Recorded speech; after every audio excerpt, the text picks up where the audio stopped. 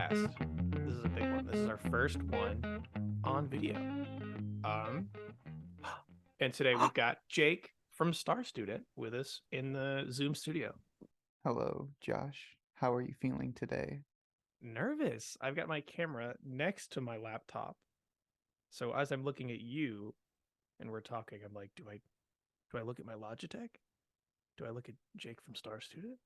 So it's going to be a lot of fun for me today. I'll be here all week. You can take your time. Sift between the two. Yeah, this is a 7-part podcast interview. 2 hours at a time. Originally, I had my camera set up way above my MacBook, and so I was looking like this. You like post it up for every podcast. Hey guys, welcome to Cam's Guys Podcast. But we're here to share some music and to put on my on display in the background. Stuff on display. I'll have to cut that. But without further ado, oh wait, did you introduce yourself? I don't believe I did. Tell us who you are. What do you do? My name is Jake. I live in Chicago. I'm originally from Michigan. I make kind of like emo pop, I guess, if I had to label it. The band is called Star Student, and we just put out a record in February. So this month, on the 10th. Yeah. This will come out. What is tomorrow? The 22nd? Yeah, this will come out on the 22nd. So your record will be 12 days old from the time of this release. Oh, they grow up so fast. Oh my gosh. It's far enough away now that you hate it. That's how it works. Yeah, I need like it for 12 days and then you hate it. I need about a month, and then I'll just I'll really hate it at that point, and then we can do the whole thing where we patch everything up, and it'll be like a rom-com kind of deal. Your record bumps into you in front of a coffee shop. Oh, got a soul patch to show time has changed. Yeah, I guess you could say I've changed. Are you still? You're still working on that drum thing? I'm still doing the music thing. Yeah. Yeah. That's interesting. Okay, let's just jump into it with both feet. Our first artist is Rumbo, and this is their song "Wild Onion."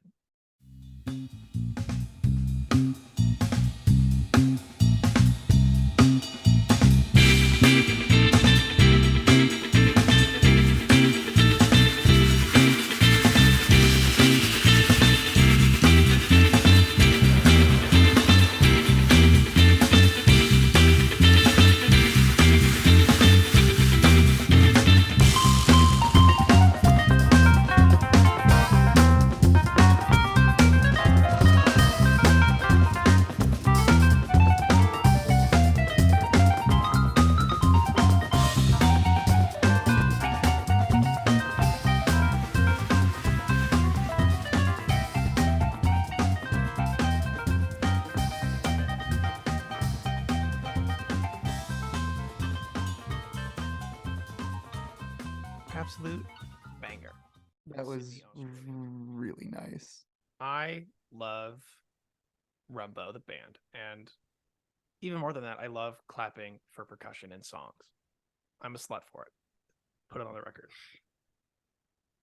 I really liked it a lot. I thought that I liked the use of some sort of noise texture during the intro and outro. I couldn't tell. It sounded like reverse percussion. And also the bass line was like really solid, and well recorded, but it didn't sound programmed. Like there was definitely some improvisation in there, and it really held my attention. Same. I like the shaker sound as well.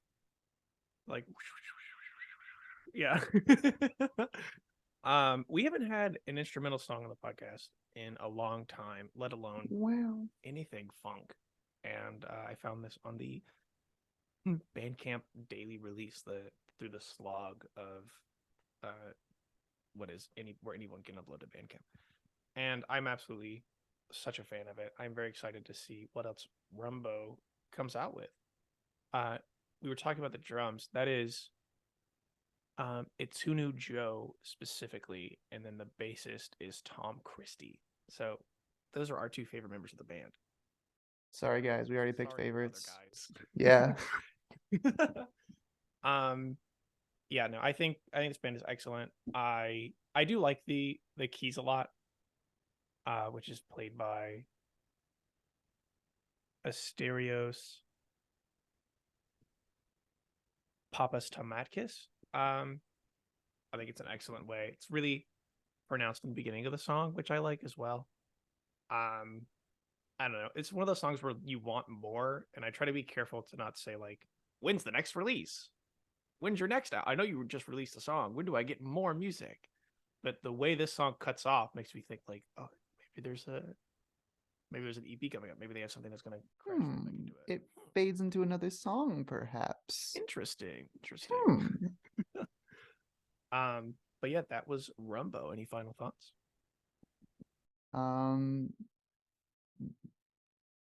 No, I liked it.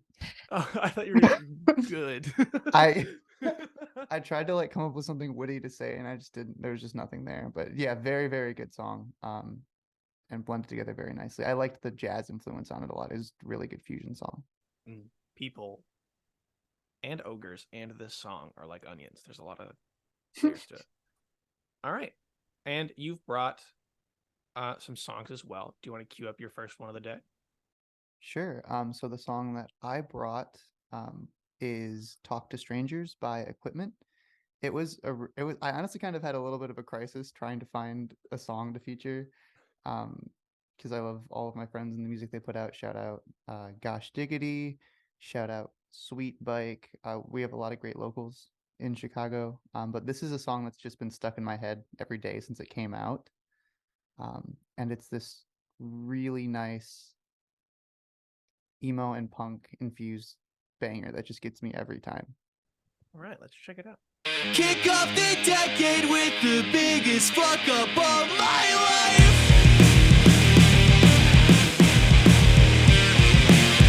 Pain you inflicted doesn't vanish when you sheath your knife.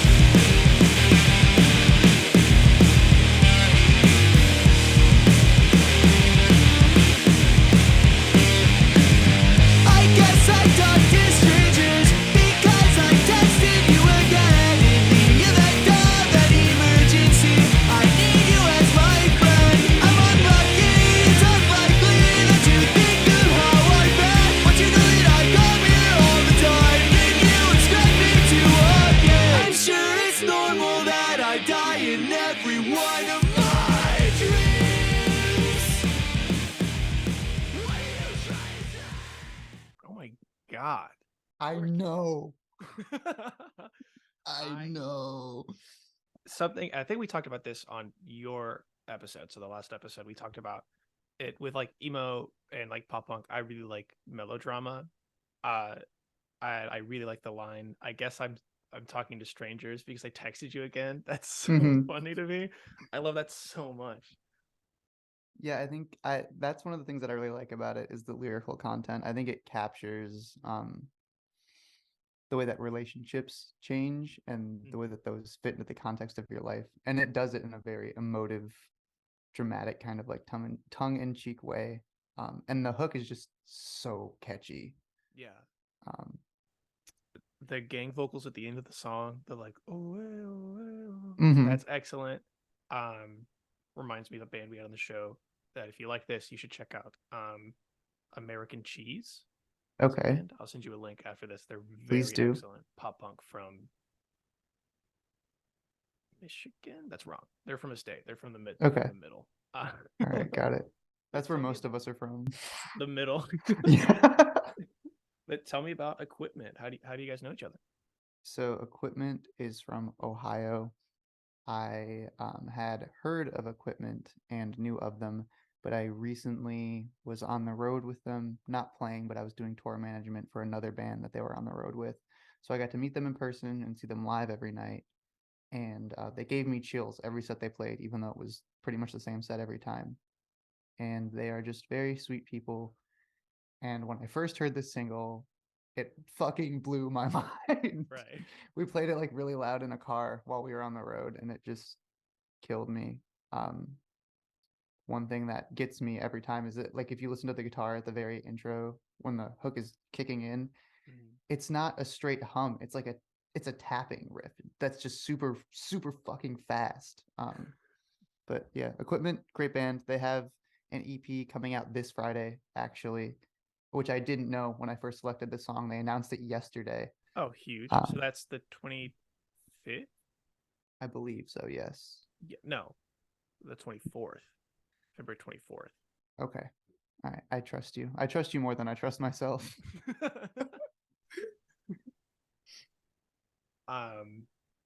You said it was very hard for you to pick one song. It was very hard for me to pick.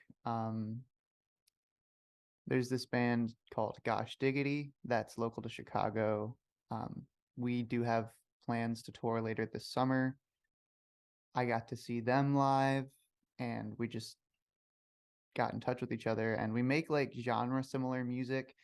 They're one of their front people, Joe, he actually programs their synth lines on a fucking Game Boy. Oh, which is insane. He has it to some crazy hookup, and he writes all the synth lines himself. Their vocal hooks very catchy, and they do a really cool blend of kind of classic Midwest emo, but they have these electronic elements that the textures and the way they're recorded, it makes them really stand out. And they're all really talented musicians. hell yeah! I'll have to check it out after we're done. Please do. I will send you a link. Maybe they'll be on a future episode of the show. Oh, I'm sure they would love to. Oh, I thought I thought you were like, yeah, I'm sure they will. Like, you're gonna love it. But no, I'm a big fan of Equipment. I like I can't remember. I think it's in like the second verse, like right before they go back to the hook. He like the frontman like screams just a little bit, like his voice tears just a little bit. Oh my god, yeah, the changes in timbre of Nick's voice in that song get me every time. Every time I hear it, I'm like, damn, Nick, you should just make like a fucking screamo album. It would be so good. Just go nuts. Just go crazy. Yeah, just like a for me. post-hardcore record. Oh my god, it'd be so good. But let's jump into our third song of the day. We're gonna go right into Always Selfish by Flycatcher.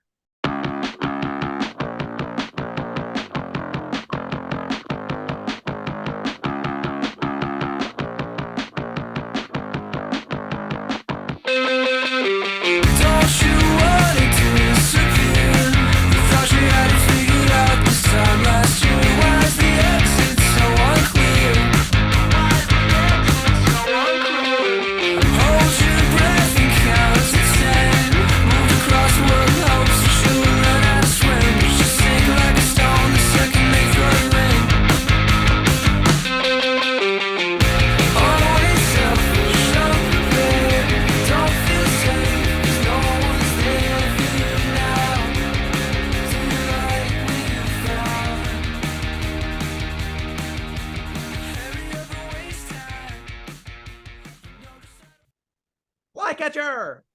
Wow. Yes! Wow. Very few songs I feel like successfully pull off the fake ending, like the fake out thing. Yes. But that one fucking got me. Like it fully got me. I don't, there's like two parts of the song where it's all right ear and it's just like a really quick percussion thing. I don't know if that's a drum machine or just like an effect over their drum recording, but I love it. I think it's really cool. I love the sound of the vocals. When I was looking for music for this episode, I had a hunch that this would fit like like you're listening, like what you like to listen to, and I think I'm right. But yeah, you're right. That was, I fucking loved that. I love like alternative and emo music that kind of has bored lower tone vocals. yes. I love that. I love that sound. Yeah, that fully got me. You said they were called Flycatcher? Flycatcher, and this is off of their EP Stunt, which comes out April 4th. So it comes out in just a little over a month, basically. I'm fucking waiting, dog. I'm fucking there. I'm fucking Flycatcher. I'm sleeping out on your floor one of these days. I just wanted to say that. What state are they in? These guys are from New Brunswick, New Jersey. Okay, cool. What's that? If Flycatcher has 100 fans, I'm one of them. If Flycatcher has one fan, I'm all of them. Like, If they have damn, none, dog. I'm dead. These guys were super nice when I reached out to them on Instagram. Unlike with you, I got the right. Yeah, I was a song dick. title. I was a You were dick when you an reached out to asshole me. about it. Yeah. Dude, I've been doubling and triply checking my messages since I was gonna make a terrible joke. Since that day, since my D-Day, I've been like rechecking. Since your personal Normandy, you've been double Yeah. checking. But they were super cool about it. I'm very excited to see this. It's going to be sold on vinyl, so when I get paid this Friday, I'm gonna cop it. Yes. The idea of switching out my records for other bands in the show's vinyl that I have. This is "Hate the Government, Love You" by Virtual Bird. So maybe soon after April 4th, it will be Flycatcher Stun EP. That'll be really cool. Yes. Thank you for showing me that. Yes, sir. And hopefully the people listening to us are saying the same thing in their cars while they drive to work. Thank you for sharing that, Josh. Josh and Jake. Any final thoughts? None besides go fucking listen to Flycatcher and buy that EP because holy shit. They should put that in Laurel's on a release. Go fucking listen to Flycatcher and buy the release because holy shit. We're now stepping into the last song of the day. We're already closing. It's so sad. This is your song. Do you want to tell us a little bit about it before we get into it? Sure. Did you have any specific questions, or do you want me to just like what would you like me to expand on? Introduce it like a 90s late night radio DJ. You're listening to Okay. All right. You're listening to 101.5 The Riff. We play the rock to shock your car and make your grandmother keel over. Today we're going to be listening to Star Students' ending track on their latest release, KILLCAM. The song's called Ashamed. Get ready to cry. dog whistle barking.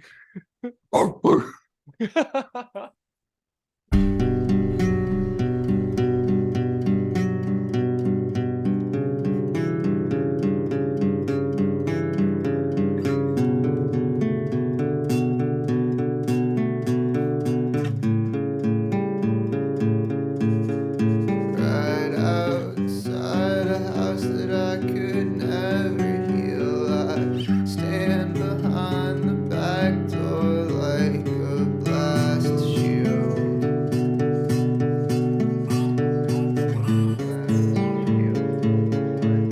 And I can hear you crying in the basement as I strangle down my own fears. Tired life, ivy tracks bruising. I'm a disappointer every.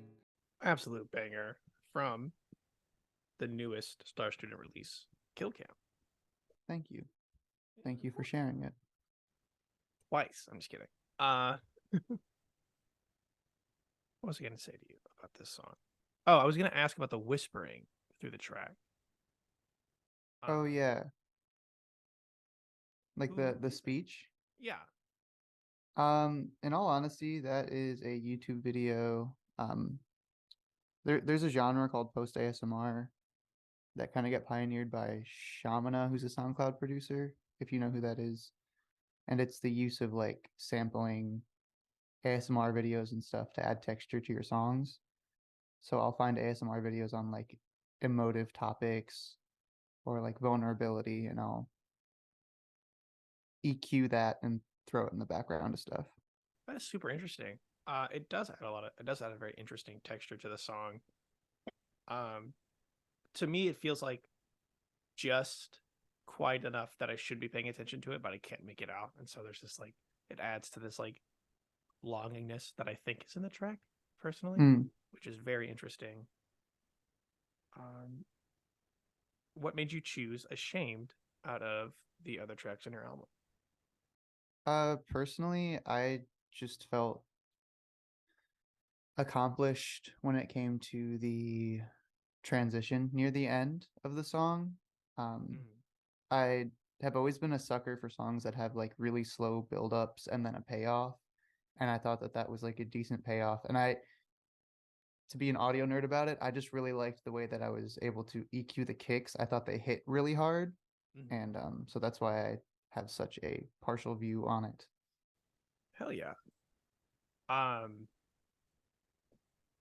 If we're going to talk about the album, we might as well step into the second half of the show. But before we do that, we do need to say thank you one more time to Rumbo, to Flycatcher, to Equipment, and to you for letting us share your music on the show. We don't have a podcast without it.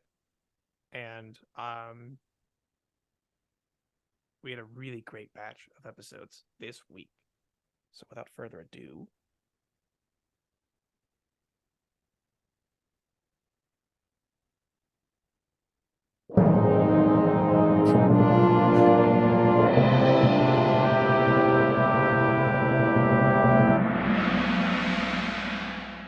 Do you have a soundboard now?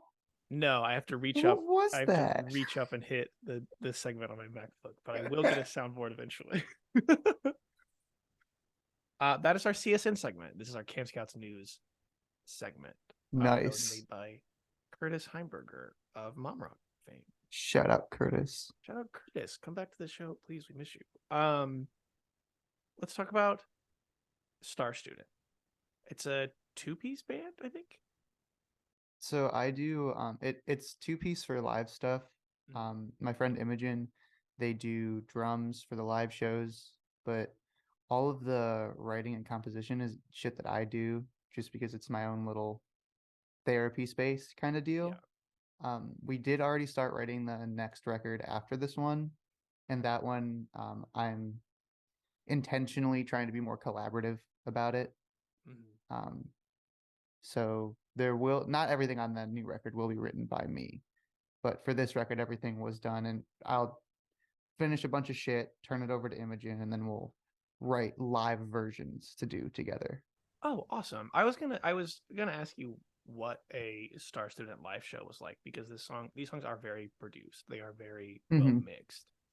And I was wondering if like maybe you tried to do like a little bit more acoustic facing or what that was like for you, or if you just sung over the tracks. Well, for the synths and stuff, that is usually just playback during a live show. What I'll do is I'll go into the original project files and I'll remove all of the drums and all the vocals and everything that isn't like playable live.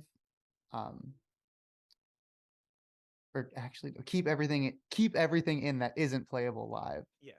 And then we'll go from there. We usually just hook it up into a PA system, but Imogen does all of the drums themselves. They write new parts for the stuff. So usually a live show is pretty different from what the record sounds like because being two people who have been involved in like the DIY emo scene, like live engagement feels really important. So I don't want to just be singing over playback all the time. That would be boring to me and the crowd. Yeah. Have you ever been to a show and someone's singing over playback, but it is just their song? You're like, but I can hear they're singing over themselves right now. Unfortunately, I've been. Who do you feel like naming names? No. I won't do that. It was a very small show, and I just thought it was funny. It seemed like maybe it was thrown together last minute or something, and they were like, "Oh, I'll just play like from my phone. I'll just hook it up." I feel like that happens a lot at larger rap shows a lot of the time. I've been mainly like fortunate. I can't name a time that I've seen that happen. I'm sure there's been a couple, but I've been on the whole fortunate enough to avoid sitting through that. It's just funny. And then these songs, like you said, they are, in your words, they're a therapy session. These are very personal songs. What's it like having people listen to it outside of knowing you? Because like before we've talked via email and today, it's like fully up to my interpretation about even whether or not if I get it. Like I could completely miss the concept of a song like Friendly Fire. Is that something that worries you? Like, these are I've met some artists who say like, oh, my first album was really personal, and then we got a lot of attention, and so our second album is a little bit more concept based to like, because they want to step away from that relationship with the listener. That is an interesting question. Personally, it doesn't really irk me all that much because I feel like so much of music and what draws people to whatever musicians they listen to um, is the emotion that they project from their own personal experience onto that thing. Mhm. So even though it does form a sort of relationship, I feel kind of removed in the sense that I know that like no matter what I put out there, like even say I was just making like a fucking new metal record, say I made like a Limp Bizkit ripoff, the circumstance would still be the same, that I'm creating this commodity that is separate from myself inherently, and that people are finding value in based on their own experiences.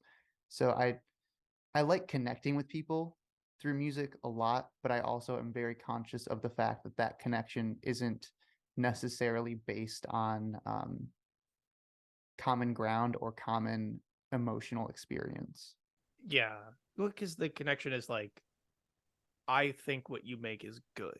It's no different than meeting any other artist. I think it is different than meeting artists from different mediums. Because people spend a lot more time with music, but I don't think it should be treated differently. But as you move to this more collaborative project, because this is new, are you nervous at all about having to change your creative process, or is it more like, hey, you write 4 songs and then I'll write 4 songs and then we'll just send them back and forth to each other? It is something that I'm definitely nervous about. It is an exercise in vulnerability, I would say, because to me, the space of like just making songs on my laptop by myself is kind of the only area where I can say I feel truly safe. Yeah. So to bring another individual or individuals in on that is a little daunting for me, but luckily I am in therapy, so I can continue Yes. to do these things because Imogen, very, very talented individual, very kind person, and they bring a lot to the table. They're very passionate even about the music that I just brought to them, and I was like, hey, we should do something with this. Like they kind of give it their all. And I think it's important when you're in a collaborative environment and when you have a politically and economically subversive um, social content to your music, that you embody that and kind of like own up to that. So yeah, shout out therapy, shout out anarchism, shout out Marxism. Here's my therapist's name and address. You guys can go there. He's great. It's one of the cool things about being out of Georgia. It's when I would like go through my health insurance therapy portal, it would be a lot of people who were like, because I was like, I want to talk to a guy therapist, I think. And it was like, we look at this through the perspective of being men, about being strong and built in your masculinity and Right? your spiritual. And I was like, no. Right? That's so strange. That's a dichotomy I've been seeing lately as well. Because one of the podcasts that I work at, I work as a podcast engineer, and they recently had a guest that was a male therapist, and they talked about male therapy, and it was a little disappointing to hear how gendered that perspective is, that they're trying to cater to people based on where they're at rather than deconstructing the ways in which those gender binaries can be harmful to yourself and your relationships. I'm lucky enough to have a therapist that isn't like that, but I get what you mean, where it's like, we know you like to rip apart bears and Yeah. dive into trees. We know you don't like to talk about your feelings. Explosion noise. Dr. Pepper 10 commercials, if you remember those. Yeah. These are Oh my not for God. women. Women can't drink this. Oh my God. Fuck. I think it's weird. I think it is cool in the past couple of years, people being more open to say like, I am in therapy, I'm talking to someone, like I'm seeking help for whatever the thing is. I think that's excellent.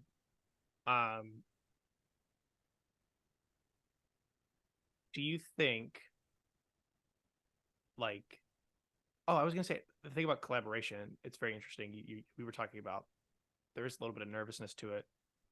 Since we've changed the show to from having one set co-host to different people who come on and give us their time, it's really cool. But I am worried sometimes. I'm like, damn, like what if someone's not into it for a day? Or like what if like they don't want to be funny? Because like I try to do like little jokes, you know. And Well, I feel like those people wouldn't come on the show, to be honest. yes. But it's really helped me be more collaborative outside of this. Like it's helped me be more willing to say like, oh, I want to work on this with someone because I'm getting like, I guess I'm not dying every time I do a new collaborative episode of the podcast. So like that part of my brain Mhm. that's nervous about it is getting ironed out, and it's been a lot of fun. Where do you think that nervousness comes from? Have you had I know you said you worked on a different podcast in the past. Have you had situations where people just completely shut you out when you were trying to be collaborative live or like recording? You get people who are there because they think they're doing more promo than they are like a normal interview. Mm, Or you get people who like maybe they're not ready to do like a, because I used to do just an interview podcast about artists of any medium, and so every now and then I would get someone who like maybe they weren't ready to like really dig into whatever they were working on. got it.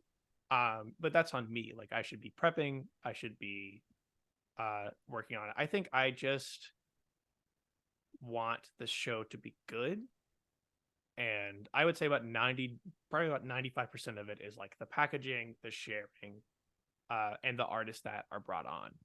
Mhm. And then 5% of that is the actual like conversation. I would say this last 10, 15 minutes of the podcast are probably not, I don't know our retention rates, but they probably are not listened to as much as the sharing. So I think it just comes from like, I want to make a good thing. And instead of focusing on the things you can control, you're focusing on like, oh, what if Jake from Star Student comes on and he's feeling icky today and he's quiet? Like, okay, it doesn't matter. Like,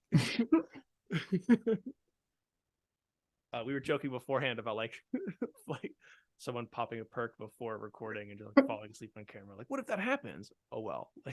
Yeah, yeah. That's the cool thing about pre-production with podcasts is that you can always re-record it if you have to, or you just miss a week. Like you just don't put out an episode if it ends up like absolutely tanking and you hate it, you know. Yeah, and like You've got this. it. You do. I appreciate what you're doing. Your podcast is fucking good. Thank you. Mhm. We think your music is good. Thank It's a you. little a meeting of the minds here. But when you release something, so you know, back to last week or 10 days ago for us, you released KILLCAM. Do you track your numbers? Do you see if people are like listening to it day of, or do you kind of let it sit and just like come back to it when you want to see what's up with your performance? I usually just let it sit, to be honest. I put in like some content based and targeted effort leading up to a release. But I also am very conscious of the fact that I'm not at a point yet where people are kind of sitting on the edge of their seat waiting for the new Star Student thing. So I'm in a way I'm fortunate to be in a space where I don't have to obsess about the numbers yet, because it isn't my main source of monetary income. But I will like I'll check on it after a week or so usually. Um, and I am proud to say that this is definitely the most successful release I've had in terms of Spotify numbers with the first week of release, which has been cool. It is definitely rewarding to like put work in, see progress, and see that that is kind of linear in a numeric way. Yeah. But I try not to focus on it too much because I have this thing called anxiety that really likes it when I focus on numbers and base my entire worth around Yeah. numbers. It's a hard line to walk because like that's the problem I have is like I just want to make a fun show and meet people and that's it. But also when like our last episode got 60 plays in Mhm. 2 days and I was like, Yeah. oh, big number makes me feel really good. Yeah. It makes my dopamine go woo. Like, Yeah. ooh. Ooh, I'm Whoa, this is famous now, cool. right? I'm Yeah. expecting a call from Jimmy Fallon. I get bumped into at Walmart. I'm like, do you know who I am? I pull up my number on my phone. That would be the most dystopian fucking interaction ever. If I bumped into someone at a Walmart and they pulled out their stream numbers and put it in my face, it would just, oh my God. Have you seen those ads that are like, I have 4 million power. I'm allowed to Yeah. scratch your car or whatever. We live in Black Mirror. Yeah. So as we wind down for the end of the episode, beyond shout out therapy, go to therapy if you're listening, especially if you're a guy and you're like, I got it. I'm set, dude. I've got my boys, my beers, and my Bible. Go to therapy. Add some therapy to that. But is there anything else you want to shout out before we get out of here? I recently met a artist named Ness Lake in Michigan, and Ness Lake, very cool. I feel like based on the stuff you've played, you will very much like Ness Lake. Ness Lake's very cool. Shout out to my parents who let me throw shows in their house sometimes. Shout out to Imogen, Luke, and shout out to my partner Olivia, who is very supportive of the music and is working on her own cover letter in the other room right now. Oh, cool. We love working on a cover letter. It's definitely a lot of fun. It's the best part of publishing, right? Yeah. Dude, I sent this, we talked about it when we had Brian from Totally Real Records on. I've been pitching this comic, and I'll send these pitch documents to my friends to help me like grammar check it and stuff. And I'm like, is this like boring enough to be a cover letter pitch and stuff, but like not too boring so you'll forget it? And they're like, dude, I don't know. I don't know. This is a problem that nobody else has. Shouldn't you know? And I'm like, I don't. But where can we find you on the internet? So all of my socials, including my Cash App and Venmo, are stars are star student without the vowels. So it's STRSTD NT on everything. That's Twitter, Instagram, but on Bandcamp and Spotify and everything, it's Star Student spelled normally. Awesome. You can follow me personally on Twitter and Instagram at JWFreeman_. You can follow the show at Camp Scouts Pod on Twitter and Instagram, and you can email us at campscoutspod@gmail.com if you want to. We have a newsletter you can sign up for in the description below. It's a MailChimp link. Beginning of the month, we share some stuff that I found that I liked that maybe we didn't get permission for, or I found it the day before because I forgot it was the end of the month, which happens a lot. But it's been a lot of fun. If you're watching this on YouTube and you found out like a lot of red flags at once, like backwards hat guy, manga on his shelf, Howard the Duck figures, I'm sorry. I've been this way the whole time, and it's too late for you to back out now. So hit the bell, subscribe, send it to your mom. What else do you do? That's it. Oh, I don't bury an effigy in the woods yeah. with my face cut out on it. Yeah. Hex me if you want to. Like, go good crazy. hex though. White magic. White magic only. Yeah. Yeah. I'll send you. Yeah. If you email at campscoutspod@gmail.com and say you're gonna do a spell for me, I'll send you some of my hair or something. We'll get it going. You say that now, Mr. 60 plays, but soon it's gonna be like you're gonna get letters and shit. Dude, if we grew enough to the point where someone's like, in 2023, you said if anybody emailed you, you'd send them hair. I'd probably still do it. That'd be the funniest actually, thing. I'm still waiting on my hair in an envelope. That would be the funniest thing in the world. But thank you for coming on. Yeah, thank you so much for having me. This has been very fun and fucking Flycatcher. Yeah, yes. Flycatcher, dude. Yes. So now that we're done, tell me about your beef with the foot gripper shoes. I just think they look fucking weird. I just think they look creepy. I